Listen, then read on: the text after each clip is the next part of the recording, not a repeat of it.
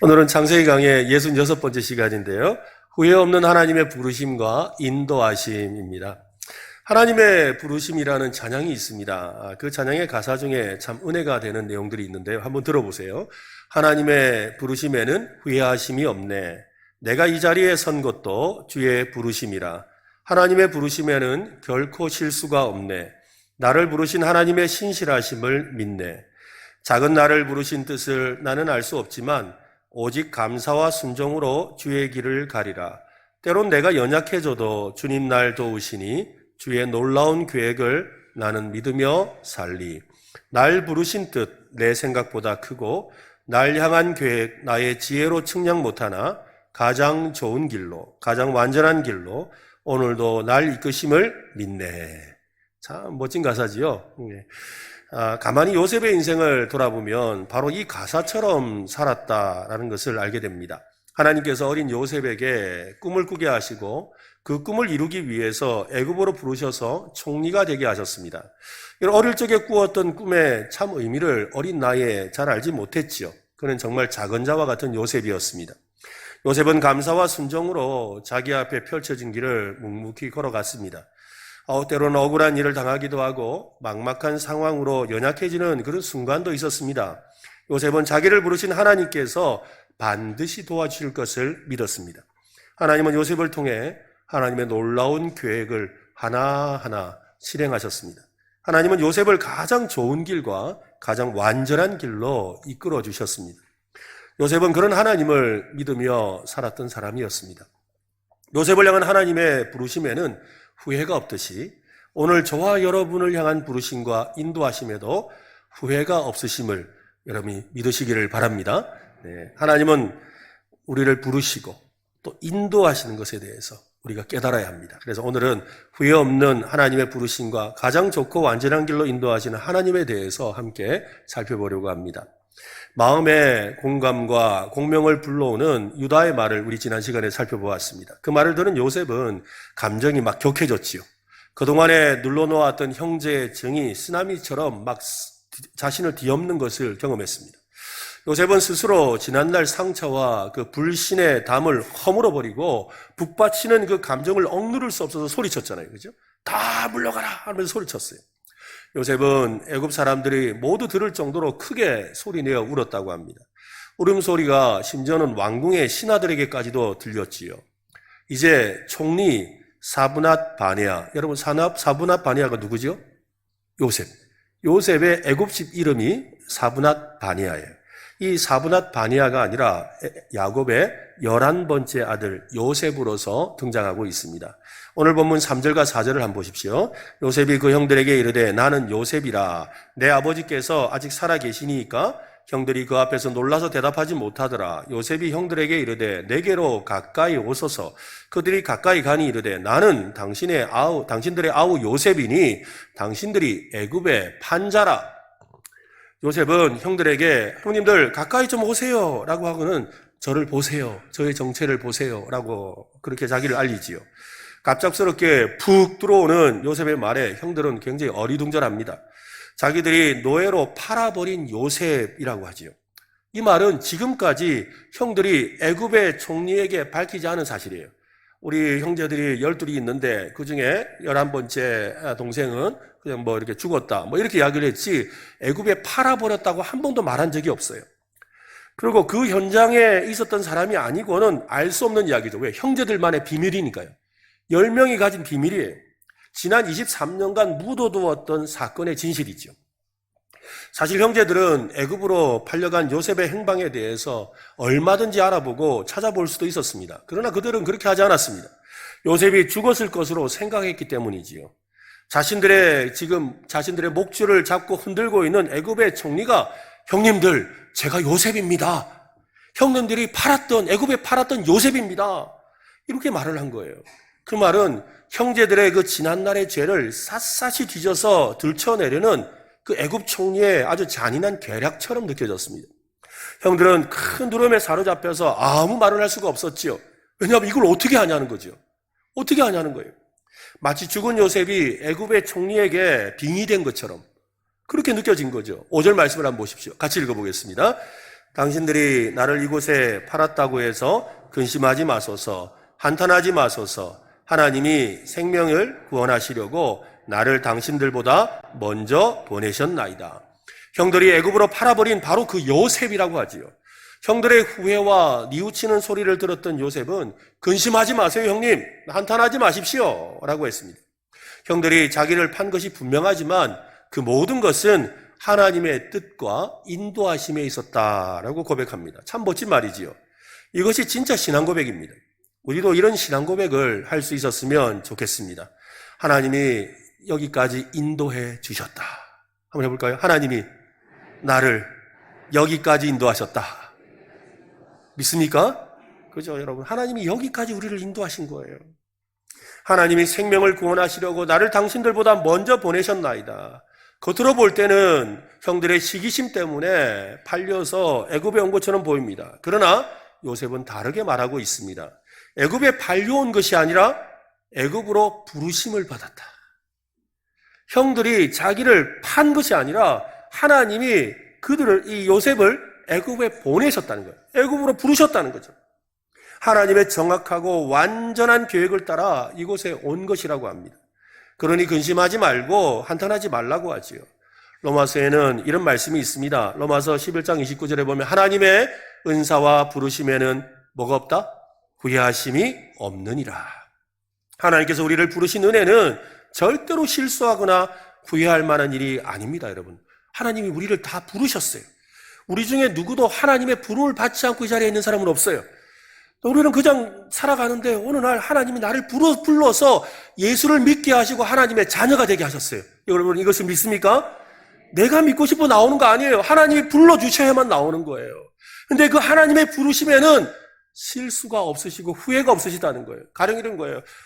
그 이창명이 좀 사람이 괜찮아 보여가지고 그래가지고 내가 저 예수 믿게 했다가 해가지고 목사까지 시켰는데 지금 보니까 안 되겠다. 하나님 그러지 않으신다는 거예요. 그때는 뭐 괜찮아 보이더니 지금 보니까 내가 그때 뭐하러 얘를 불러가지고 하나님 그러신다 안 하신다? 안 하신다는 말이에요. 그 말이라고요. 하나님이 우리를 부르신 것에 대해서는 후회하지 않으신다는 거예요. 하나님은 실수가 없으신 분이십니다. 여러분 이것을 믿으시길 바랍니다. 그래서 성경은 하나님을 후회하지 않는 분이라고 명확하게 말합니다. 민수기 23장 19절에 하나님은 사람이 아니시니 거짓말을 하지 않으시고 인생이 아니시니 후회가 없으시도다. 어찌 그 말씀하신 바를 행하지 않으시며 하신 말씀을 실행하지 않으시랴.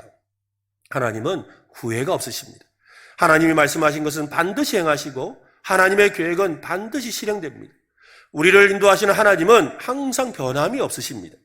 누군가가 여러분에게 그리스도인의 정체성, 즉 당신 그리스도인은 어떤 사람입니까? 라고 묻는다면 우리가 대답해야 될 말이 무엇이겠습니까? 그리스도인이란 어떤 사람입니까? 라고 물을 때 뭐라고 대답해야 될까요? 한마디로 대답한다면 이것입니다. 은혜로 부름받은 사람입니다. 그리스도인은 누구라고요? 은혜로 부름받은 사람. 우리는 모두 하나님의 은혜로 부름을 받았습니다. 누구도 하나님의 부르심이 없이 구원받을 수가 없고 하나님의 자녀가 될 수 없습니다. 하나님의 부르심은 전적으로 은혜지요. 그래서 고린도전서 1장 9절은 말씀합니다. 너희를 불러 그의 아들 예수 그리스도 우리 주와 더불어 교제하게 하신 하나님은 미쁘시도다. 또 로마서 8장 30절은 말씀합니다. 또 미리 정하신 그들을 어떻게 해요? 부르시고 부르신 그들을 또한 의롭다 하시고 의롭다 하신 그들을 또한 영화롭게 하셨다. 하나님께서 저와 여러분을 부르셨음을 믿으시기를 바랍니다. 무엇으로 부르셨어요? 하나님의 자녀로 부르셨습니다. 하나님의 계획과 뜻을 이루기 위해 우리를 세상 가운데서 사탄의 나라에서 불러내어 하나님의 나라로 이끄셨습니다. 요셉을 애굽에 보내셨듯이 우리를 부르셔서 하나님의 나라로 보내셨다는 거예요. 우리가 지금 하나님의 나라, 이 교회에 있는 줄로 믿으시기를 바랍니다. 우리를 부르시고 구원하신 하나님의 은혜에는 후회하심이 없다라고 했습니다. 하나님의 은혜를 받고 부르심을 받아 이 자리에 있는 여러분, 항상 하나님이 나를 부르셨음을 기억하시길 바랍니다. 이거 놓치면 안 돼요. 이거 놓치면 안 돼요. 한번 해볼까요? 하나님이 나를 부르셨다. 하나님이 옆 사람에게 너도 불렀다. 그죠? 하나님 우리를 부르셨어요. 우리를. 네. 요셉은 하나님의 부르심과 뜻에 대해 알지 못했습니다. 왜 나만 겪는 고난이냐면서 불평하고 수많은 밤을 보냈지요. 조금 형편이 나아지는 것처럼 보였습니다. 그럴 때면 다시 수렁으로 빨려 들어가는 그런 자신을 보며 낙담하고 좌절할 수밖에 없었습니다. 하나님은 그때마다 형통의 길을 열어주시며 도와주셨지요. 고난의 터널을 지나면서 자신이 애굽에 팔려온 것이 아니라 하나님이 부르셨음을 처음부터 하는 건 아니었다는 거예요. 조금씩 깨닫기 시작했습니다. 자기 생각과 지혜로는 깨달을 수 없는 하나님의 큰 뜻과 계획을 조금씩 깨달았습니다. 오늘 이 자리, 총리의 자리에 있게 하신 하나님의 큰 뜻을 그가 이제는 압니다. 그래서 5절을 다시 한번 읽어보겠습니다. 같이 시작. 당신들이 나를 이곳에 팔았다고 해서 근심하지 마소서, 한탄하지 마소서. 하나님이 생명을 구원하시려고 나를 당신들보다 먼저 보내셨나이다. 형님들이 판 것이 아니라 하나님이 보내셨습니다. 라고 말하고 있지요. 요셉을 먼저 애굽에 보내신 것은 가족 모두를 애굽으로 인도하려는 하나님의 뜻과 인도하심이라고 합니다. 제임스 패커라는 유명한 신학자는 말합니다. 하나님께서 어떻게 움직이시는지 우리는 알 수가 없습니다. 그러나 분명한 것은 하나님께서는 신비한 방식으로 성도들의 유익을 위해 섭리하고 계신다는 겁니다. 우리가 하나님의 고려 대상에 있다는 것은 참으로 놀라운 사실입니다. 온 우주보다 크신 하나님이 나를 생각하신다는 거예요. 온 우주보다 크신 하나님이 수많은 사람 중에 우리 지구에 60억이라는 인구가 사는데 그 60억 인구 중에 내 이름을 기억하시는 거예요. 여러분, 우리가 교회에서도 그러잖아요. 가끔씩 제가 이름 불러드리면 목사님 내 이름 안 해요? 이런다고요. 그것만 해도 감격한데 여러분, 저 하늘에 계신 하나님이 내 이름 아시지요? 내 마음을 아시지요? 나를 함께 하시지요? 나를 불러주셨습니다. 이것이 얼마나 감사한 일이냐는 거예요. 하나님은 언제나 가장 좋은 길로, 가장 완전한 길로 우리를 인도하시기 위해 우리를 부르셨습니다. 하나님이 그렇게 우리를 인도하시는 이유는 우리 하나님은 그런 분이기 때문입니다. 하나님은 만물을 통치하시고 하나님의 뜻대로 움직이게 하십니다. 그 과정에서 죄인이었던 우리를 향해 긍휼을 베푸시고 사랑하시고 또 인도하시고 은혜를 베푸시지요. 온 세상의 주권자가 되시는 하나님께서 하찮은 미물과 같은 우리를 위해 일하고 계신다는 겁니다. 이것이 얼마나 놀랍고 감사하고 찬양할 일입니까? 요셉은 근심하지 말고 한탄하지 마소서라고 안심을 시킵니다. 그들의 죄책감과 보복에 관한 염려를 하지 말라는 겁니다. 요셉은 그들을 안심시키며 용서를 뛰어넘는 놀라운 경지의 신앙이 담긴 말을 해요. 그동안 자기를 애굽으로 불러서 총리가 되게 하신 하나님의 뜻과 인도하심에 관해서 말하지요. 6절부터 11절에서 보면 요셉이 설명하는 말의 핵심은 이겁니다. 하나님이 생명을 구원하시려고, 하나님이 큰 구원으로 당신들의 생명을 보존하고 당신들의 후손을 세상에 두시려고 요셉은 2번이나 반복하고 있지요. 하나님께서 요셉을 애굽에 먼저 보내신 이유는 형제들, 우리 가족들의 또 우리 후손들의 생명을 보존하려는 것이라는 거예요. 그것은 사실입니다. 요셉이 아니었다면 요셉의 형들은 양식을 구할 길이 없었습니다. 요셉이 애굽에 먼저 와서 총리가 되지 않았다면 요셉의 형들뿐만 아니라 애굽에 사는 모든 사람도 굶어 죽을 수밖에 없었습니다. 이처럼 하나님께서 그 땅에 구원을 주시기 위해서 요셉을 먼저 보내셨다는 거지요. 모든 것을 미리 아시고 계획하신 하나님의 부르심이 있었다는 것입니다. 요셉이 구덩이에 던져졌던 것도, 상인들에게 팔려갔던 것도, 보디발의 집에 가게 된 것도, 또 억울하게 누명을 쓰고 감옥에 가게 된 것도, 그곳에서 술 맡은 관원을 만난 것도 모든 것이 하나님의 인도하심이었다는 거지요. 이스라엘로 큰 민족을 이루게 하겠다고 하셨던 하나님의 약속을 지키기 위한 것이었습니다. 요셉이 형제들을 용서하고 자비를 베풀 수 있었던 비결은 마음이 바다와 같이 넓은 성인 군자였기 때문이 아닙니다, 여러분. 모든 것이 하나님의 인도와 섭리라는 걸 깨닫게 되었기 때문이지요. 자신을 지금 이 자리에 서게 하시려고 사용하신 하나님의 도구였다는 거예요. 그냥 있으면 애굽에 안 가니까 하나님께서 그 형들을 시켜서 그들 형들의 시기심을 일으켜서 자기를 애굽에 팔아서 결국 이 자리에 오게 하셨다는 거지요. 그러니까 그 과정을 생각하니까 형들에 대해서 원망하고 슬퍼하고 괴로워하는 마음보다도 뭐예요? 아, 이 일을 통해 하나님이 선한 일을 이루셨구나.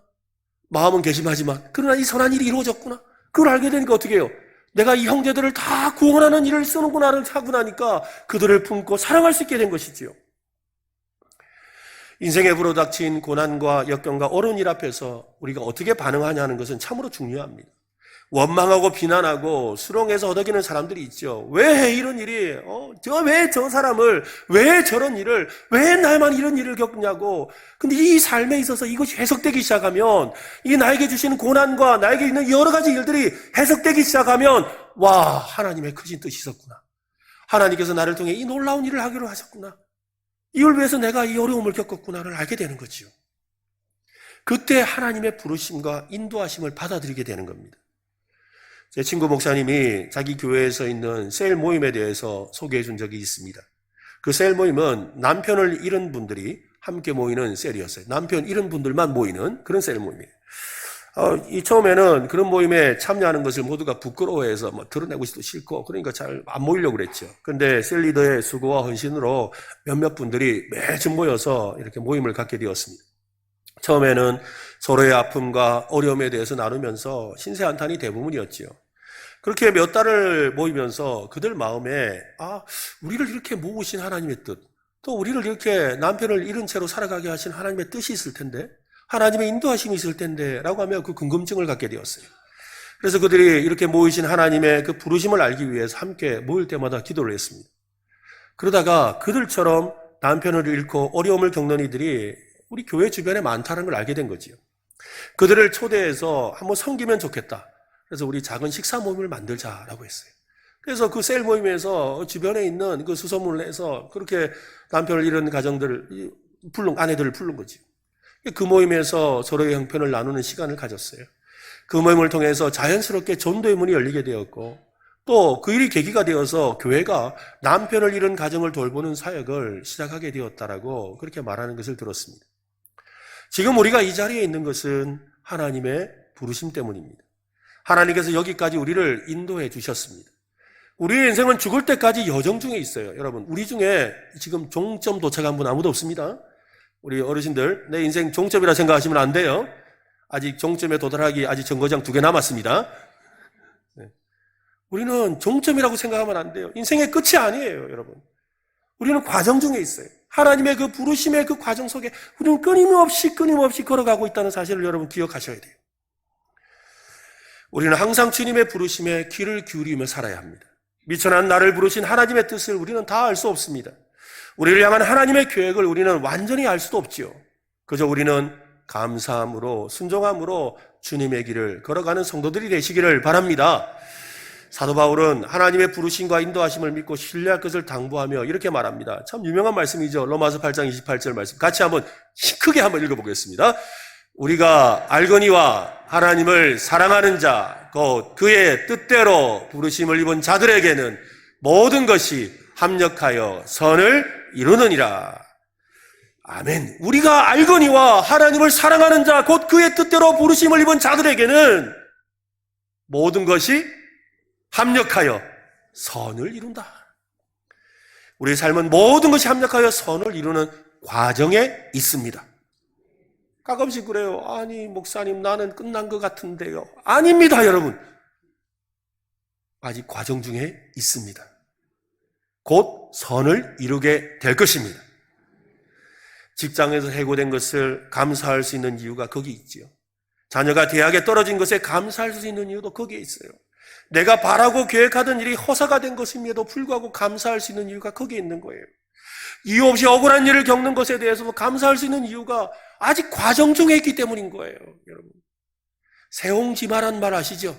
세옹의 말.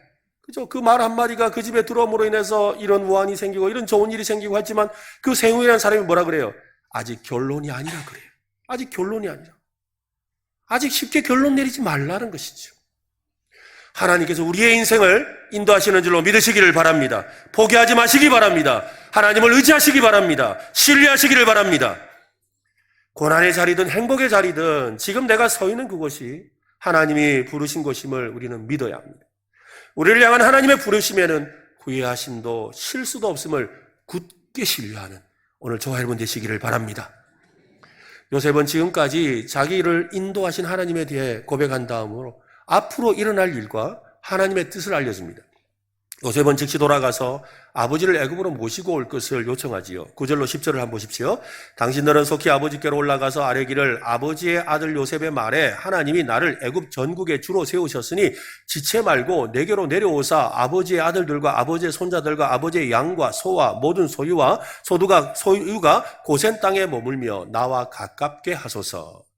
야곱과 그의 가족은 지체함이 없이 애굽으로 내려오라고 하지요. 그들을 위해 준비된 땅인 고센이라는 땅으로 내려와야 된다고 합니다.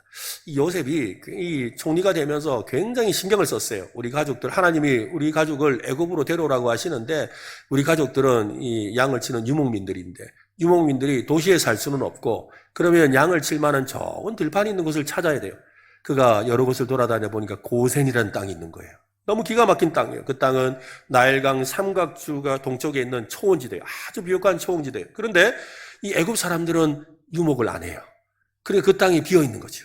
그래서 또 그 땅은 또 공교롭게도 왕실과 가까워요. 자기가 수시로 갈 수 있는 곳이었어요. 너무나 기가 막힌 곳을 마련해 놓고 가족들을 부르고 있는 것이지요. 그 옛날 아브라함은 기근을 피해 애굽으로 내려가려고 했던 적이 있죠. 내려갔죠. 아브라함은 내려가면서 자기 아내가 너무 예뻐서 혹시나 자기 아내가 빼앗길까 봐, 또 자기가 또 이렇게 힘든 일을 당할까 봐 아내를 누이라고 속였지요. 그 일로 인해서 이 바로 왕에게 재앙이 임하고 또 이 일로 인해서 수치를 당하고 다시 돌아오는 일이 있었습니다. 애굽으로 내려가는 것은 하나님의 뜻이 아니었던 것이지요. 그의 아들 아브라함의 아들 이삭도 흉년을 맞았을 때 애굽으로 내려가려고 합니다. 그때 하나님께서 애굽으로 내려가지 말고 그랄 땅에 머물라고 하셨지요. 그래서 그는 그 약속의 말씀을 믿고 그랄 땅에 머물면서 곡식을 심었더니 100배의 열매를 맺는 역사가 일어났다고 성경은 말합니다. 애굽으로 내려가는 것은 하나님의 뜻이 아닌 것처럼 보여요. 그런데 하나님의 뜻이 아닌 것이 아니라 그 때가 아닌 것이죠. 아직 애굽으로 내려갈 때가 아니었던 것이죠. 그런데 이제 하나님께서 요셉을 통해서 그의 아버지 야곱과 그의 가족들을 애굽으로 데려오려고 하시는 때가 이르렀다는 것이지요. 아브라함과 이삭이 애굽으로 내려가려고 했을 때는 인간적인 방법을 사용할 수밖에 없었습니다. 그래서 거짓말도 해야 됐고 또 여러 가지 생각들을 해야 됐죠. 그 방법은 옳지 않았고 완전하지도 않았습니다. 하지만 하나님께서 방법을 내시면 가장 좋은 길이고 완전한 길이 된다는 걸 믿으시기를 바랍니다. 하나님이 길을 내어주시기를 바랍니다. 사람이 길을 내면 안 돼요, 여러분. 사람이 길을 내면 노력을 해야 돼요. 굉장히 힘들어요. 억지로 길을 내야 되죠. 하나님이 길을 내시면 순탄대로가 되는 줄로 믿으시기를 바랍니다. 여러분의 길에 하나님의 길이 열리기를 바랍니다. 요셉의 형제들이 왔다는 소식이 바로 왕에게 들렸습니다. 보십시오. 17절과 18절인데요. 바로는 요셉에게 이르되 내 형들에게 명령하기를 너희는 이렇게 하여 너희 양식을 싣고 가서 가나안 땅에 이르거든 너희 아버지와 너희 가족을 이끌고 내게로 오라. 내가 너희에게 애굽의 좋은 땅을 주리니 너희가 나라에 기름진 것을 먹으리라. 바로 왕이 그냥 말하는 거예요. 야, 너희 아버지 데려와. 너희 가족들 데려와. 내 좋은 땅 줄게. 라고 그냥 말하는 거예요. 우리의 길이 아니라 하나님이 길이 기다리고 있는 거지요. 믿고 신뢰하며 기다려야 합니다. 때로는 고난이 찾아와도 믿고 신뢰하며 기다려야 합니다. 하나님이 길을 내실 때까지 말입니다. 우리가 자주 착각하는 것이 있습니다. 하나님의 인도를 따르면 만사가 형통하고 고난이 비켜가게 될 것으로 생각합니다. 그런 생각은 전혀 성경적이지 않습니다. 근거도 없는 속설에 불과합니다. 성경을 살펴보면 믿음의 사람들은 모두 역경을 견뎌내는 삶을 살았습니다. 하나님의 부르심을 받고 난 뒤에 오히려 고난이 더 심해지는 경우도 있었습니다. 하나님은 고난을 통해 그들의 믿음과 인격을 연단하시고 성숙하게 하셔서 하나님의 뜻을 이루기에 합당한 사람으로 만드신 것이지요. 여러분은 지금 어떤 환경에 있습니까? 지금 여러분을 괴롭히는 문제는 무엇입니까? 어떤 상황에서든 인도하시는 하나님을 여러분은 바라보고 있습니까? 믿음이란 어떤 상황에서든지 우리를 인도하시는 하나님을 보는 것입니다. 우리 인생을 향한 하나님의 부르심을 바르게 이해하게 되면 사는 것이 믿음이죠.